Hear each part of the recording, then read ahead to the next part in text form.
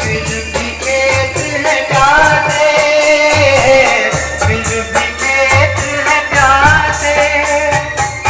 चंबल के धतान बेतवा बहती रहती यहाँ से, बहती रहती यहाँ से। की जनता को भोजन दो, प्यासों की प्यास बुझाओ, अपना देर लगाओ। वीर भूमि के वीर सपूतों, अपना देर लगाओ, अपना देर लगाओ।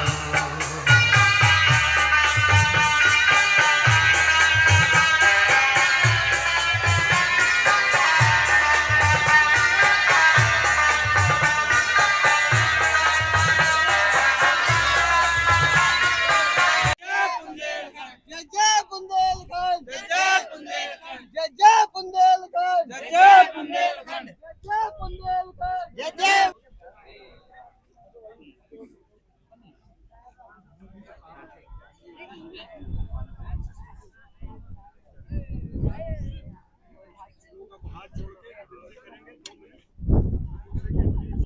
देखिए, जहाँ तक कितने समय में बन सकता है का तो मैं नहीं कुछ कह सकता हूँ, लेकिन हमारा संघर्ष निरंतर जारी है। पिछले 25-30 साल से तो हम लगे हुए हैं। अब लेकिन आशा और उम्मीद है कि अब जो हमारा जहाँ तक अनुमान है 27 करोड़ की आबादी उत्तर प्रदेश की हो रही है। नया परिसीमन होगा तो इस प्रदेश का बंटवारा निश्चित है। अगर बंटवारा होगा तो इसको 3 राज्यों में बांटा जाएगा, आपका पूर्वांचल, बुंदेलखंड और उत्तर प्रदेश। और ऐसे समीकरण बन भी रहे हैं कि 403 की जगह अब 600 उत्तर प्रदेश की। मेरा बस अनुमान ये है कि हमें निरंतर अपनी कोशिश करते रहना चाहिए। ये हम लोगों ने जो नहीं किया था वो इस बार हम कर रहे हैं। गांव-गांव जा रहे हैं, पाँव-पाँव जा रहे हैं। राठ हमारा तृतीय चरण है। पहले हमने ललितपुर किया, झांसी किया, औरई जालौन किया, अब राठ हमीरपुर महोबा कर रहे हैं। 15 को महोबा में समापन है और उसके बाद बांदा और चित्रकूट करेंगे। और फिर हम दिल्ली में ताल कटोरा गार्डन में एक धरना प्रदर्शन करेंगे और इन 7 जिलों के जिन प्रधानों से हमने लेटर लिए हैं वो प्रधानमंत्री और गृह मंत्री को सौंपेंगे। ये हमारी 3-4 महीने की कार्य योजना है। पहले तो ये रहता था कि हमारी सरकारें साथ नहीं दे रही, अलग अलग सरकारें रहती थी। आज केंद्र में भी आपकी सरकार है, दोनों प्रदेशों में भी आपकी सरकार है, तो क्या लगता है इस पर सरकारी सहमति अपनी दे रही हैं? देखिए, एक तो भ्रामक स्थिति ये जो फैलाते हैं लोग कि सरकार आती है तो राज बनते हैं, ऐसा कुछ नहीं है। किसी भी उत्तर प्रदेश, मध्य प्रदेश में कोई भी सरकार हो, इससे कुछ नहीं फर्क पड़ता है। बुंदेलखंड बनने के लिए केवल केंद्र सरकार की सहमति ज़रूरी है।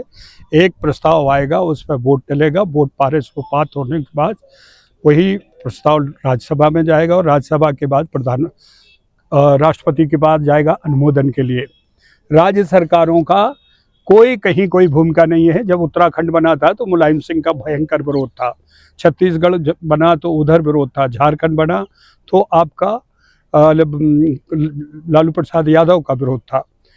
तो निश्चित तौर पर राज्यों की कोई भूमिका नहीं है। दूसरा सवाल आपने जो कहा कि अभी तक देर क्यों हो रही है, हमारा राज्यसभा में बहुमत नहीं था।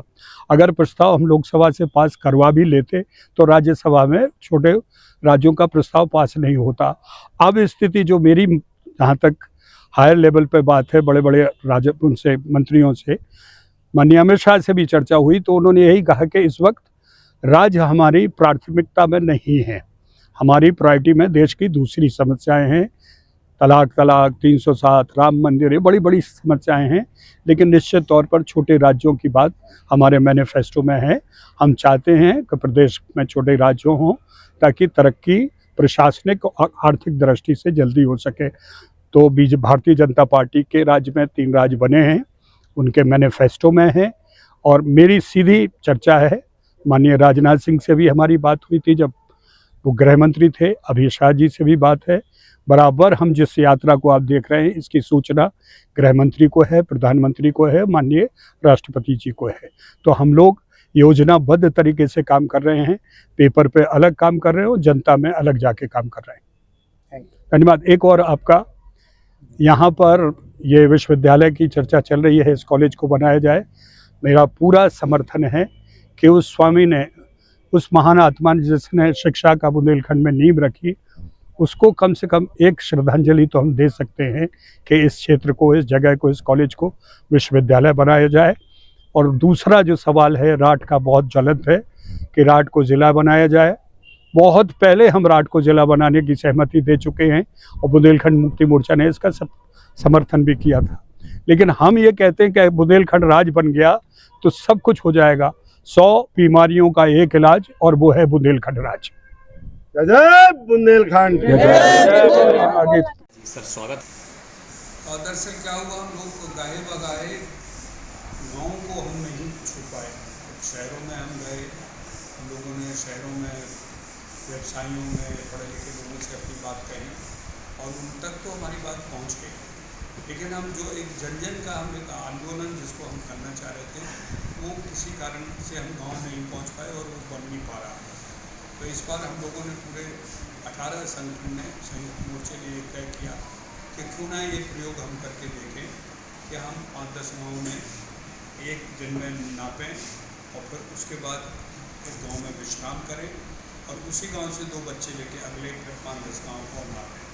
तो इस तरह से गांव में जाने से सीधा तादाद में स्थापित होता है और हमारे जो बच्चे साथ चलेंगे वो लौट के जब गांव में वापस आएंगे तो इसकी चर्चा करेंगे और उसमें पूरा विवरण दे रहे हैं कि बुंदेलखंड राज आखिर क्यों, ये तोड़ा क्यों गया, और अगर तोड़ा गया तो उसकी क्या वजह थी, और फिर दोबारा बना और फिर बना के फिर तोड़ा।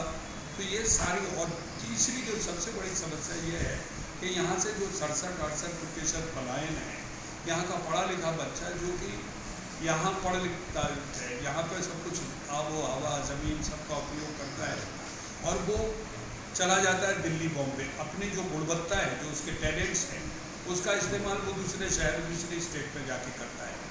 तो कोशिश यही है कि यहाँ के बच्चों को समझा के उनको उनके पलायन को रोका जाए, उनको बताया जाए कि बुंदेलखंड में इतना राजस्व है, इतना रोजगार है, यहाँ पर सिनेमा है, यहाँ पर टैलेंट है, तुम यहीं रुको। अगर युवा यहाँ रुक गया तो सोच लीजिए आपकी हमारी गुर्बत दूर हो जाएगी और वो तभी होगा जब हमारा बुंदेलखंड राज बनेगा, यहाँ औद्योगिक विकास होंगे। उसी के लिए हम गाँव जा रहे हैं, युवाओं को समझा रहे हैं कि हमारे साथ जुड़िए, इसको जन आंदोलन बनाइए और बुंदेलखंड राज बनाइए। ये हमारा मकसद है। और दूसरा एक और हम कार्यक्रम कर रहे हैं, हम प्रधानों से, हर गांव के प्रधान से एक चिट्ठी ले रहे हैं कि मैं फला फला गांव का फला फला प्रधान, ये आश्वस्त हो के माननीय प्रधानमंत्री जी आपको ये कहना चाहूँगा कि अब हमारे क्षेत्र को उत्तर प्रदेश से हटा के बुंदेलखंड राज जैसा था वैसा बनाया जाए।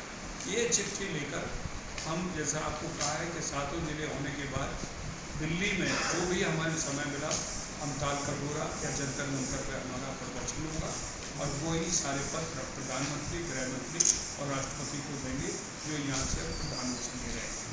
तो ये 4-5 महीने का निरंतर हमारा वो कार्यक्रम है जो चलता रहेगा। सर जब से आपने शुरुआत की है बुंदेलखंड अलग राज्य को लेकर, आप अकेले थे जब इसको आपने नींव रखी थी, शुरुआत की थी, इस वक्त आपके साथ हज़ारों लाखों लोग जुड़ रहे हैं। क्या बुंदेलखंड के युवाओं को समझ आ रहा है कि यहाँ पर उनके लिए बहुत कुछ है बुंदेलखंड में? देखिए, लोग बताते नहीं हैं। देखिए, अगर ये बताया जाए, ये अपने चंदू भैया यहीं से हैं, उनको भी पता है फिल्म इंडस्ट्री में सबसे ज़्यादा सस्ती अगर लोकेशन है तो बुंदेलखंड में है, सबसे ज़्यादा लेबर सस्ती है तो बुंदेलखंड में है। प्राकृतिक जितना सौंदर्य अगर आप देखेंगे तो बुंदेलखंड में, यहाँ महल है, यहाँ नदी है, यहाँ मंदिर है, यहाँ प्राकृतिक सुंदरता है। और अब बुंदेलखंड एक्सप्रेस वे बन गया, चित्रकूट में हाथीपुर को जहाज आ गया है, तो अब सुविधाएं बढ़ गई हैं। और इसी तरह से अगर हम खेल के मैदान में भी आ जाए, बुंदेलखंड में खेल का अगर हम लोग ऐसा एक विकल्प लाए तो यहाँ से युवा कहीं नहीं जाएगा। युवा खेल में हम लोगों को यही तो कहना चाह रहे हैं कि तुम्हारे पास सब कुछ है। तो ऐसा है कि एक बस पूरे खजाने से भरी हुई है और उस बस का ड्राइवर ना आपका है, ना कंडक्टर आप है, ना इंजीनियर आपका है। वो बस एक ऐसा आदमी चला रहा है जिसकी मर्जी होती, जहाँ वो रोक लेता, उससे जिसको जो माल देना होता उसको देता, फिर आगे बढ़ जाता। जिस दिन वो बस आपकी होगी, आप ही का सीएम होगा, आप ही का डीएम होगा, दरोगा से लेके चपरासी तक और सीएम तक जो कुछ भी चीज़ होगी वो हमारी होगी। अभी हम दूसरों के भरोसे बैठे। 403 की विधानसभा में आपके 19 केवल विधायक, क्या आप लेके आएंगे? नारा भी है जिसकी जितनी भागीदारी उसकी उतनी हिस्सेदारी। 19 विधायक क्या लेके आएंगे? लेकिन जब आपका राज्य होगा, आपके 50, 60, 65 विधायक होंगे, तो वो तय करेंगे योजनाएं की। और जो भी केंद्र से आपकी योजनाएं आती, ये भी आप गौर से, आप पत्रकार हो गए, आपको पता होगा, केंद्र से जो भी बुंदेलखंड के लिए नहीं आती योजनाएं एक संपूर्ण प्रदेश के लिए आती है। प्रदेश फिर उसी हिसाब से योजनाओं का बंटवारा करता है कि बुंदेलखंड में कितनी जाए। तो 19 विधायकों की बुंदेलखंड में क्या योजना आएगी, आप बताइए। कभी एनएच में आपने डिफेंस कॉरिडोर खोल दिया, उससे आपको क्या लाभ हुआ? क्या यहाँ का मजदूर, यहाँ का जो बेरोजगार नौजवान था, क्या बुंदेलखंड राज्य जब बन जाएगा, क्या उसके अगुवा होंगे और कहीं ना कहीं मुख्यमंत्री के पद पे बैठेंगे? पहले भी पिछुआ थे, अब भी पिछुआ है। जी सर। हमारा कैरियर बुंदेलखंड के पहले सिनेमा में था, बुंदेलखंड के लिए उसको छोड़ दिया। जी। वापस चले जाएंगे, फिर सिनेमा करेंगे, यहाँ के लोगों को मौका देंगे ना। पता चला हम लड़के हम ही बैठ गए तो लोग कहेंगे बस इसीलिए लड़ाई। सर अंतिम सवाल एक और सर आपसे कि बुंदेलखंड भाषा जो लेके उसके लेके चर्चा भी हमने एक इस समय की जो एमपी है उनसे उठाई थी कि भाई मान्यता इस भाषा को मिलना चाहिए संविधान के तहत, जैसे अन्य भाषा को मान्यता मिली है। सर इस पर क्या कहेंगे सर? नहीं, अभी उत्तर प्रदेश में तो शुरू हो गया है। जी सर। हम लोगों ने लिख के दिया है जी केंद्र सरकार के लिए कि इसको भाषाई उस पर। दरअसल प्रॉब्लम देखिए, आप समझिए, कोई लेखक बाहर आता नहीं है। अभी पिछले दिनों कोई अच्छा साहित्य बुंदेलखंड का आप बताइए जो प्रदर्शित हुआ, जो प्रकाशित हुआ। जब काम ही नहीं होगा तो आप कैसे उम्मीद करेंगे कि सरकार उस पर कोई निर्णय ले? 10 बुंदेलखंड के राइटर अगर खड़े होके भाषा भास्कर जो सरकारी परिषद है अगर उसमें चले जाते तो आज अगर भोजपुरी को मिल गया है, अन्य भाषा को मिली, छत्तीसगढ़ी को मिल गया है, तो बुंदेलखंडी को क्यों नहीं मिलेगा? हम दरअसल यही मान के बैठे कि वो करेगा।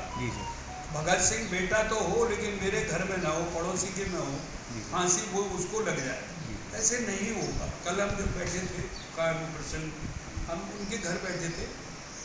अब देखिए बहुत सारे ऐसे लोग हैं जो आज चाहते हैं कि बुंदेलखंड राज बने, लेकिन वो अपने कंफर्ट जोन में चाहते हैं। हमने कहा ये तपस्या है। अगर किसी को कोई वरदान मिला है कहीं दुनिया में तो उसने तपस्या की है। अगर किसी ब्रह्मा विष्णु महेश ने किसी को वरदान दिया जाओ अमर रहो एक, तो वो जाके वहाँ तपस्या की, सारी जिंदगी वहाँ बैठा रहा। तो ये भी एक तपस्या है। अभी यहाँ पे लोग क्या, हाँ भाई आरे दाऊ आज तो बहुत गर्मी है, अब रन दो हम बयान आ जाए, ऐसे नहीं बनेगा ना। आपको गर्मी सर्दी बारिश ये सब सहनी पड़ेगी, तभी सरकार का भी ध्यान आएगा और ऊपर वाले का भी। राजा बुंदेलखंड खजुराहो महोत्सव तो करते हैं आप, लेकिन कहीं ना कि इंसानी लोगों की मांग ये भी है कि बुंदेलखंड महोत्सव भी आपके द्वारा हो जाए, क्योंकि बुंदेलखंड राज की आप लोग मांग कर रहे हैं। इसको लेके क्या कहेंगे सर आप? जरूर करेंगे। आप हमें कोई पैसे वाला व्यवसाय दिलवा दीजिए तो रात में ही हम बुंदेलखंड महोत्सव करेंगे। जी सर, बिल्कुल निश्चित।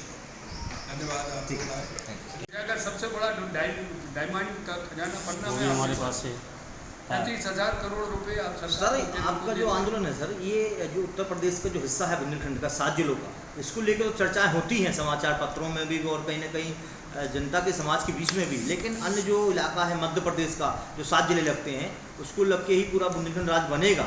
इस पर क्या कहेंगे? वहाँ पे भूमिका आप लोग कम दिखती है हम लोगों को, इस पर क्या कहेंगे सर आप? नहीं, कोई ऐसा नहीं, सब जगह लोगों की सहमति है। और असली बुंदेलखंड तो दरअसल उसी क्षेत्र का है जिस छत्रसाल को बुंदेलखंड का वो मानते हैं, वो पन्ना के हैं। उन्होंने वहीं से अपनी पन्ना की ही उनकी राजधानी थी। ये जो हिस्सा है देखिए जर्मन जैसा हो गया, एक जर्मन रशियन में था और एक जर्मन आपका माओ कम्युनिस्ट था और एक वो था सोशलिस्ट था। तो ये हमारा बुंदेलखंड की समस्या यही है और लोग इसको बढ़ावा दे रहे हैं। हम सब जगह घूम के आए, कोई कहीं विरोधाभास नहीं, केवल सागर को छोड़कर राजधानी को लेकर एक विरोध था कि राजधानी कहाँ बनेगी। वो कहते थे झांसी, वो कहते थे सागर। हमने कहा हमारा विषय राजधानी नहीं है, हमारा विषय, हमारा लक्ष्य केवल बुंदेलखंड है और हम बुंदेलखंड राज्य बनाने के प्रति पूरी तरह से समर्पित हैं। सर आपसे एक आखिरी सवाल रहेगा ये, चूँकि आप फिल्म इंडस्ट्री से जुड़े हैं, आपने दुनिया देखी सर बहुत करीब से, आप सरकार से भी जुड़े हुए हैं। जिस तरीके से सर पहलगाम में आतंकी हमला हुआ, 27 बेकसूर लोगों की जान गई, नाम धर्म पूछकर अटैक किया गया। सर ऐसे में युद्ध के आसार होते नज़र आ रहे हैं। सर क्या ऐसे में युद्ध होना हमारे सरकार की जीडीपी के लिए कितना खतरा हो सकता है? सर ये देश की आंतरिक सुरक्षा और उसका मामला है। हम एक छोटे से मुहिम को लेकर निकले हैं, ना हमारी औकात ऐसी है कि इस पर और कोई कमेंट किया जाए, लेकिन जो हुआ उसका हम बिल्कुल पूरी तरह से उसको हम क्रिटिसाइज करते हैं। हम किसी को भी मारना हित में नहीं है, किसी भी तरह की कोई भी हत्या कहीं कोई मान्य नहीं है। ये प्रधानमंत्री और देश की सुरक्षा का विषय है, ये देश के जिम्मेदार लोग इस पर फैसला लें। लेकिन हाँ, ये मैं मानता हूँ कि अब समय और सीमा का सब्र खत्म हो रहा है। अब समय आ गया है कि हम कोई वो तो जवाब देने का निर्णायक फैसला लें, जवाब दें या कुछ करें, लेकिन निर्णायक फैसला हो। ये नासूर अब इतना बढ़ गया है कि अब ये बिल्कुल कोड़ और रोग दोनों ही कैंसर होता जा रहा है। तो इसको ख़त्म करना सरकार का अपना एक पहलू है, और किस तरह से ख़त्म करते हैं ये उनका विषय है, उसमें हम क्या सर भारत सरकार ने सिंधु नदी का पानी रोका,